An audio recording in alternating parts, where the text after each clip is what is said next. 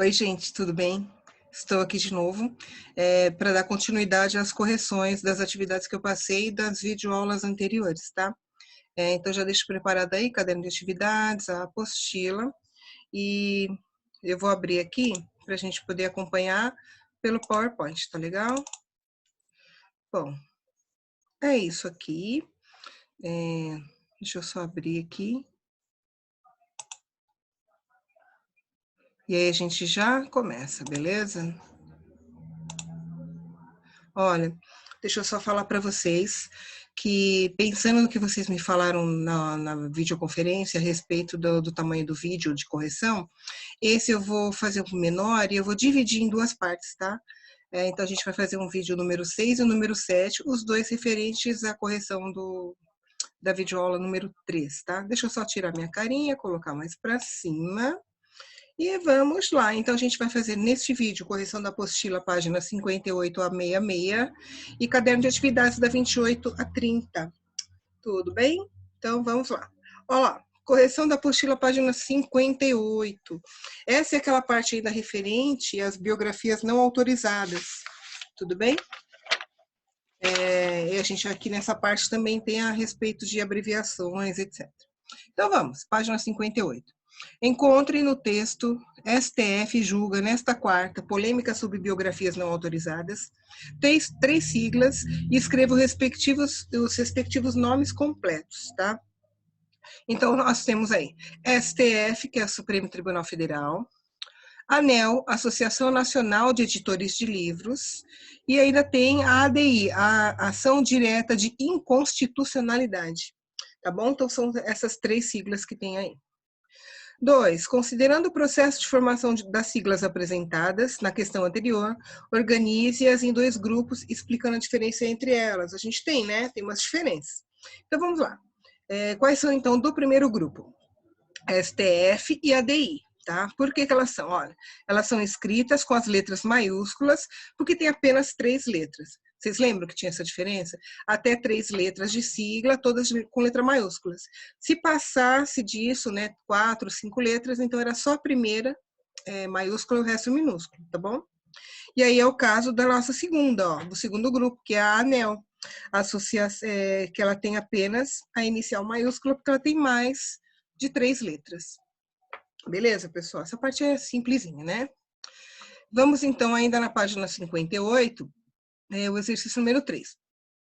Em um texto como o lido neste capítulo, qual é a importância de se apresentar, na primeira ocorrência do nome, a sigla próxima a ele?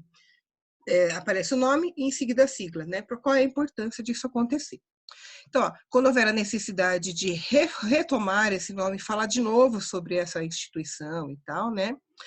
Pode-se usar somente a sigla, evitando-se as repetições longas e desnecessárias. Isso quer dizer que se você coloca a primeira vez que aparece o nome da empresa, da instituição, seja lá o que for, seguida da sua sigla, quando você tiver que citar essa mesma instituição de novo, você não precisa repetir o nome, você coloca a sigla e todo mundo vai entender. Tá? A mesma coisa, por exemplo, hoje abriram as inscrições para o vestibular da Universidade de São Paulo, USP. E aí depois a USP abre, né, 10 mil vagas, não sei o quê. Deu para entender? 4. Todas as siglas a seguir estão grafadas com letras maiúsculas. Reescreva-as corretamente. Isso quer dizer o quê? Até 3 letras, pode continuar em letra maiúscula. Até depois de 3, 4, 5, aí você tem que fazer aquele processo. Só a primeira maiúscula e o restante minúsculo. Então, vamos lá. Unicamp. Olha lá, Unicamp, Universidade de Campinas. Você tem que colocar a primeira maiúscula e o resto minúsculo, tá? Por essa regra que eu falei. O IBGE, bom, IBGE dá para escrever tudo maiúsculo, tá bom? Embrapa é uma empresa do governo, então é a primeira letra maior, maiúsculo, restante tudo minúsculo, tá? Petrobras é a mesma coisa, você coloca somente a primeira letra maiúscula. Detran também, só a primeira maiúscula, o restante minúsculo. CPF, que é aquele nosso documento, você coloca então tudo maiúsculo. ONU, N-O-U, tudo maiúsculo. Anatel, então é a primeira maiúscula, o resto minúsculo. CBF, então mesma coisa, todas nesse caso são maiúsculas, tá bom? E FUNAI, FUNAI, a primeira é maiúscula e o restante é minúscula, tá bom? Gente, olha, pode ser que vocês, algumas dessas siglas vocês não saibam o significado. Então, assim, por favor, vocês têm todo o acesso aí à internet, joga no Google, como a gente costuma dizer, que você vai encontrar, tá legal? Não espera a resposta de bandeja não, pessoal. Vão atrás das coisas que vocês não sabem, de acordo com o que vai acontecendo no conteúdo, vai surgindo, porque isso amplia o repertório de vocês, tá bom?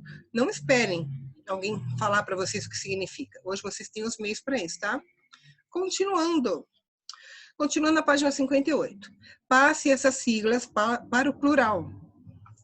Deixa eu só ver uma coisinha aqui, pessoal. Tá certo. Vamos lá, página 58. APP. Quando a gente passa para o plural, tem algumas significâncias. Por exemplo, o S significa o plural nesse caso, mas eu não posso colocar o S no plural. O S do plural em letra maiúscula também, eu tenho que pôr em minúscula. Então fica APPs com S minúsculo no final.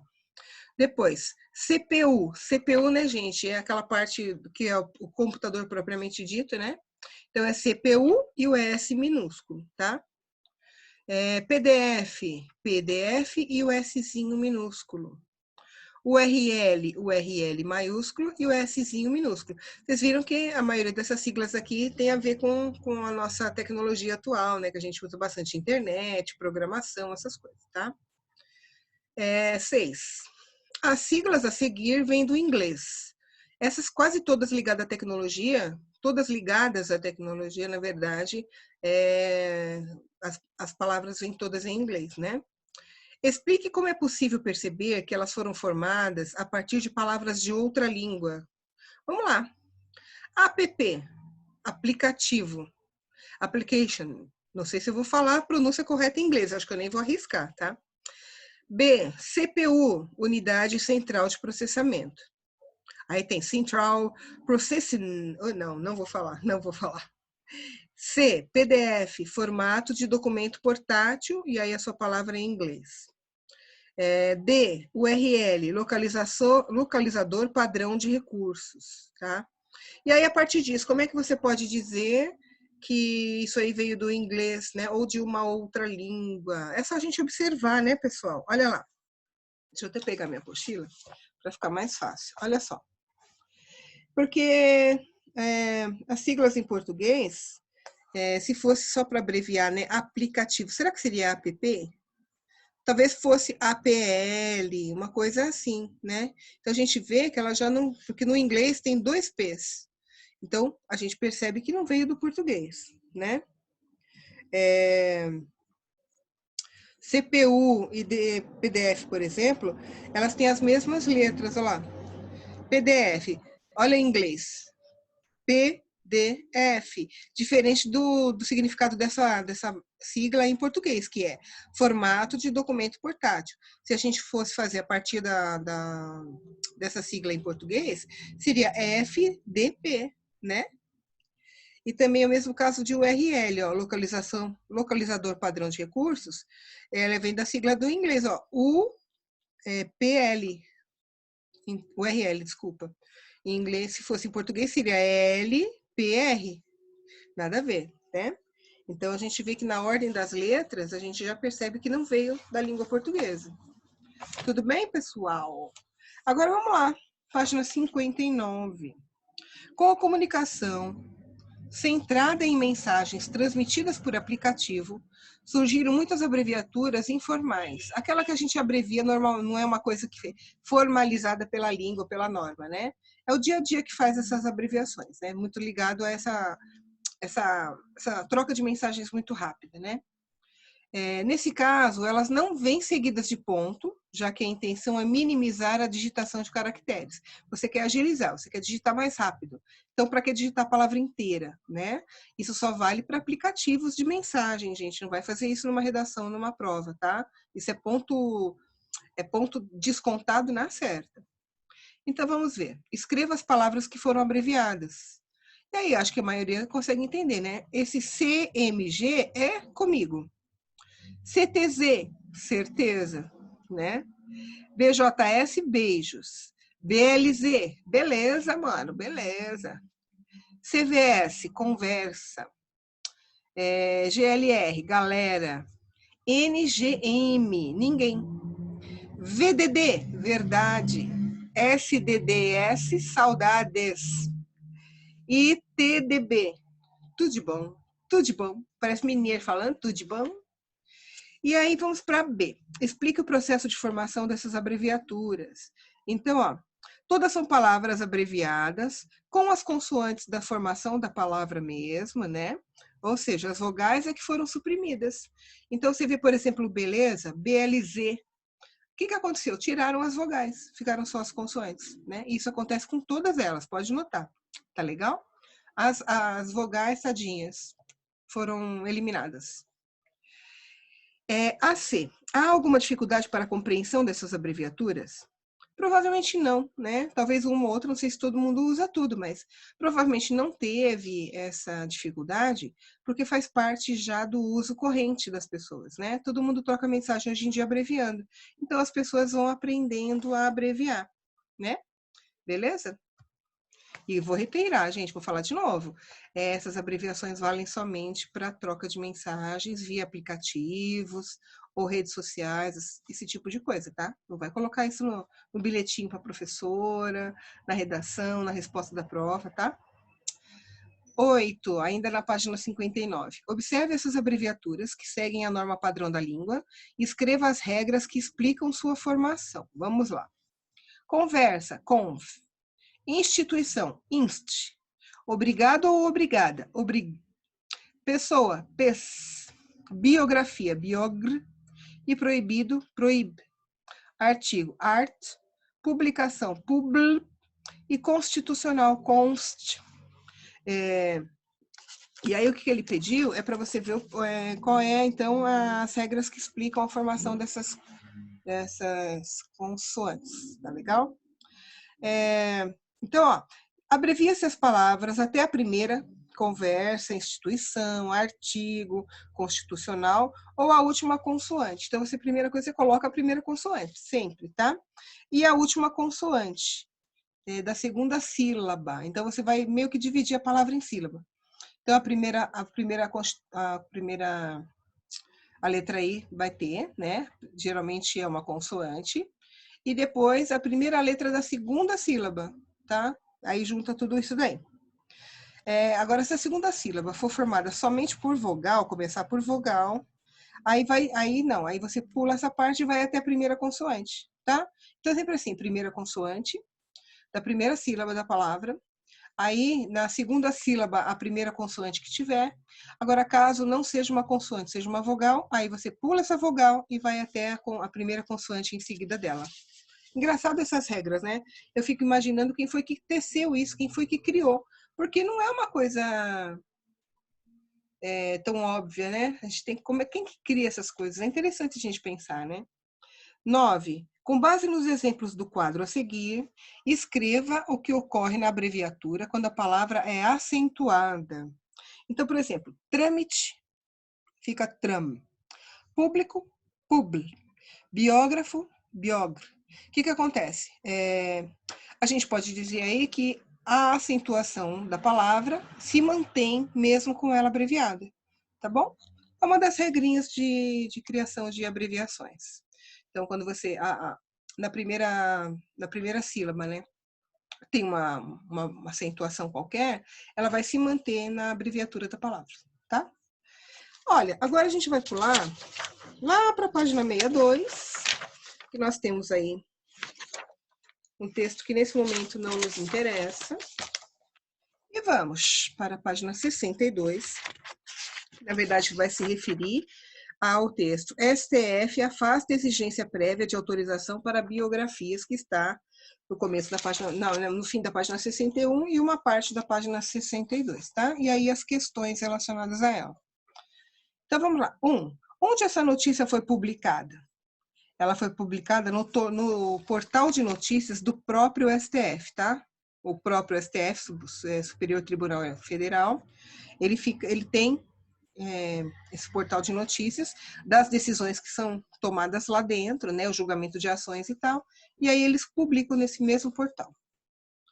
2. Ao saber o título, é possível saber qual o assunto tratado na notícia. né? Então, ele está afirmando, é possível. Aliás, é um dos objetivos do título, né? Já dá a entender de qual assunto vai tratar.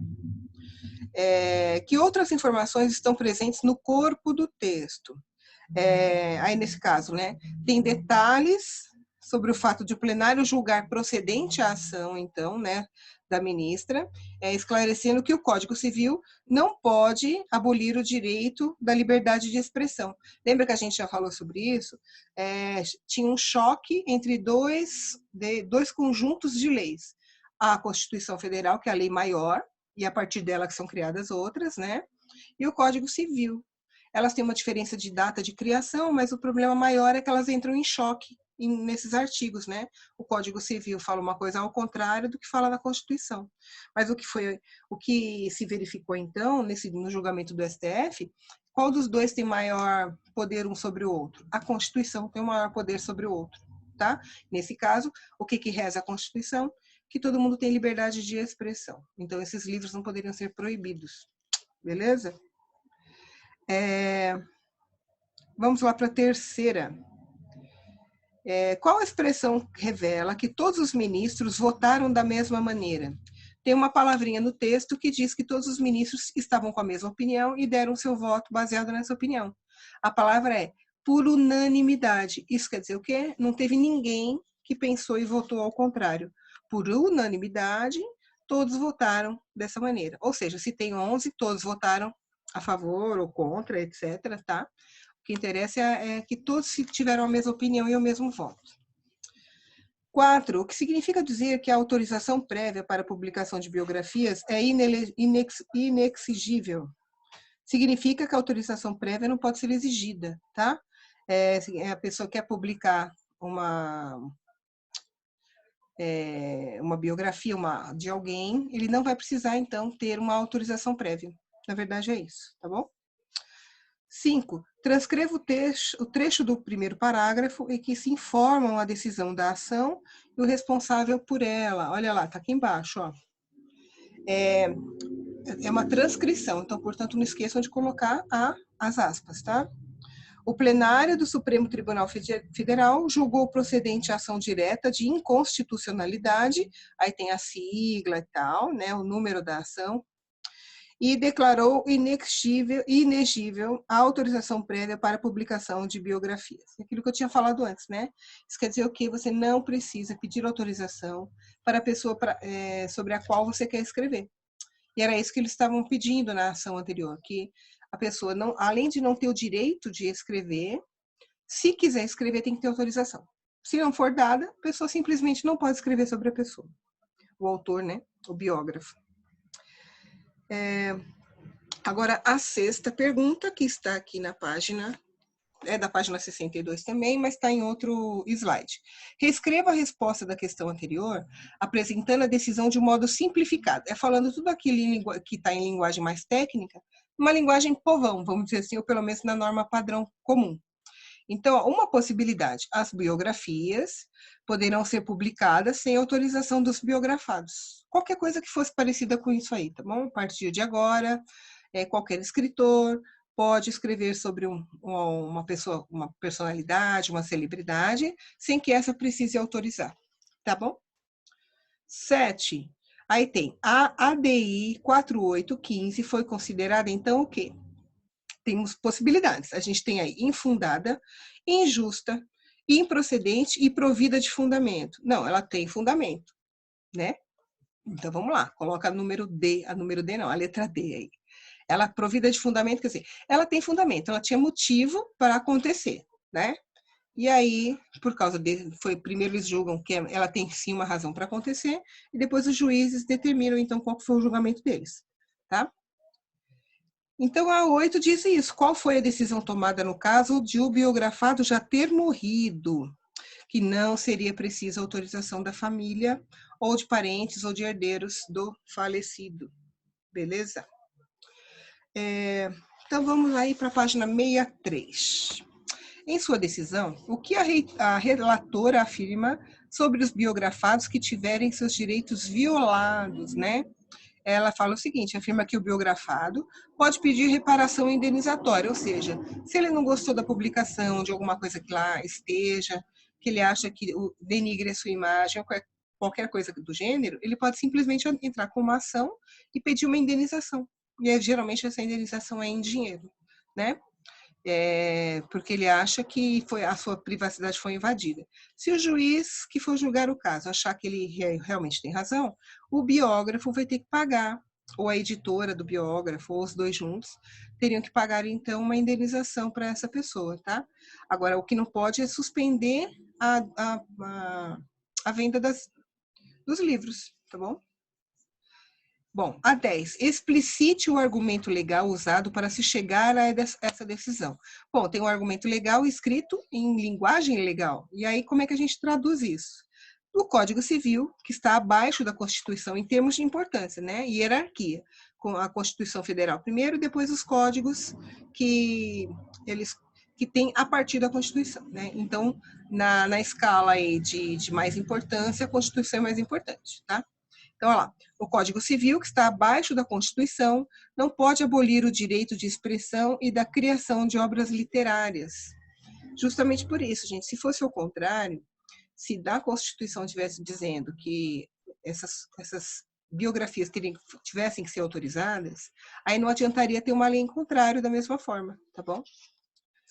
11. No trecho a seguir, a palavra destacada significa que o Código Civil, assim, uma regra infraconstitucional, ou Código Civil, não pode abolir o direito de expressão e criação de obras literárias, né? E aí, o que ele está dizendo? No trecho a seguir, a palavra destacada significa que o Código Civil está abaixo da Constituição, tá? Então, essa opção da direita aqui. Infraconstitucional. Infra é inferior, né? Infraconstitucional, ou seja, abaixo da Constituição. Beleza? Agora, pessoal, aí nós temos da página da caderno de atividades, tá? Então, deixem aí momentaneamente a apostila de vocês e vamos aqui para o caderno de atividades. Olha, no caderno de atividades, também ainda relacionado com essa questão de siglas, tinha uma série de abreviaturas aqui, siglas abreviadas e tal, que era para você colocar o que elas significam, tá? Logicamente, eu espero que vocês, caso não saibam de alguma, tenham colocado no Google, né? Para vocês poderem fazer isso daí, tá? Não sabe? Vai procurar informação, pessoal, tá? Ainda mais uma informação simples, que é simplesmente o que significa uma sigla, tá? Olha, eu coloquei aqui, não sei se eu acho melhor eu nem repetir, porque são muitas coisas, mas está tudo aqui bem bonitinho, né? Então, as primeiras, por exemplo, CEP, Código de Endereçamento Postal. Você vai mandar uma carta, você precisa colocar. DETRAN, Departamento Estadual de Trânsito, né? No caso aqui de São Paulo ou de qualquer estado brasileiro, ele é responsável pela emissão das carteiras de motorista. Embratel, Empresa Brasileira de Telecomunicações, é aquela central do Ministério, uma empresa que ela centraliza, né? Tudo relacionado às telecomunicações, tá bom? Depois, FIFA, Federação Internacional de Associações de Futebol, essa aí garanto que muita gente sabe, principalmente os meninos. FUNAI, Fundação Nacional do Índio. FUVEST, Fundação Universitária para o Vestibular. Isso só serve para a USP, tá? FUVEST é USP. IBGE, Instituto Brasileiro de Geografia e Estatística. O que ele faz? Vocês sabem, gente? Ele faz uma das coisas, né? Tem muitas possibilidades, mas eles são os responsáveis por fazer a contagem, o censo a respeito da população. Então, assim, de 10 em 10 anos é feita a contagem populacional, vão funcionários dessa instituição para o Brasil inteirinho, são responsáveis por contar mesmo, quase que manualmente, toda a população brasileira. Por isso que a gente de vez em quando sabe, nós somos 120 milhões, somos 100 sei quantos milhões, é por causa desse órgão aí, tá? E aí tem vários outros aqui que eu gostaria que vocês, se tiverem dúvida, depois me perguntem, tá bom? Mas aí tem todos os significados dessas siglas. Aqui também, olha, na página 29, ainda é da página 29, mas eu fiz um outro slide aqui. Todas essas são significados das siglas, tá bom? Olha lá de baixo, por exemplo, Unesco, Organização Educacional, Científica e Cultural das Nações Unidas. SENAC, Serviço Nacional de Aprendizagem Comercial, e assim por diante, tá bom? Olha, agora tenho aqui, escreva uma definição de sigla. O que significa? Se alguém te perguntar o que é uma sigla, você vai falar o seguinte: nome dado ao conjunto de letras iniciais dos vocábulos. Vocábulos são palavras que compõem o nome de uma organização, uma instituição, um programa ou coisa do gênero, tá bom? Essa é a definição de sigla. 3. As abreviaturas fazem parte do dia a dia. Todo mundo abrevia quase sempre, né, gente? Faça a contração das palavras a seguir. Por que fala contração? Porque, na verdade, a gente pega uma palavra e, abreviando, você tira um pedaço dela. É como se você contraísse, você reduzisse. Tudo bem? Então, a construção é constr, né? Pessoa, pes, com os dois S ficam, tá bom? Século é sec. Número, num. Página, pag. Depois, bacharel, bel. Coronel, cel. Companhia, cia. E limitada, LTDA. Tá bom? Essas são siglas já consolidadas, né? Sempre que você vê em algum lugar, elas têm esse significado aí. E aí a 4, diferença entre abreviatura e abreviação. Olha lá, tem uma diferença e é bom que vocês guardem isso, tá? Abreviatura é a redução de palavra a algumas letras. Eu pego a palavra e reduzo, em vez de um pedaço da palavra, eu pego as letras, tá? Então, por exemplo, olha lá, volume, eu pego, corto ela no meio e ela vira vol. E aí é uma abreviação da palavra volume. Uma abreviatura, desculpa. A abreviação é a redução por omissão de parte da palavra. Então, a palavra está lá inteirinha, aí eu só reduzo. Por exemplo, fotografia. Aí eu vou falar assim, eu tiro uma foto. Eu não vou falar, tira uma fotografia, é um nome muito comprido. E aí o uso comum acabou abreviando. Então, de fotografia virou foto.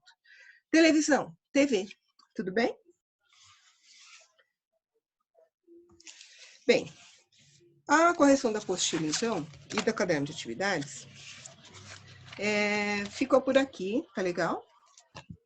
Nessa primeira parte da aula, lembra que eu falei que a gente ia dividir, que eu dividi em duas para não ficar muito longo, tá? Mas aqui tem algumas dicas que nunca é demais a gente falar. Então, olha, primeiro, gente, assistam sempre as videoaulas antes de fazer a atividade, tá? Façam as atividades correspondentes. E o bom da videoaula é que você pode ir e voltar, né? Se você não entendeu, volta lá. Anote as dúvidas e participe da videoconferência. Pessoal, é importantíssimo participar da videoconferência para que vocês tirem ao vivo as dúvidas, tá? Se mesmo assim você ainda ficou com dúvida, é só entrar em contato comigo. E olha lá, reforçando, tire dúvida sempre. Sempre eu digo isso, gente, não acumula dúvida. Porque dúvida é que nem dívida. Quanto mais você acumula, mais você se ferra. E outra, contem comigo. Tudo bem, pessoal? Então, eu sou a professora Nina, que vai terminando a aula por aqui. Espero que vocês fiquem bem. Precisando, é só entrar em contato comigo, tá bom? Então, beijo, gente. Até a próxima.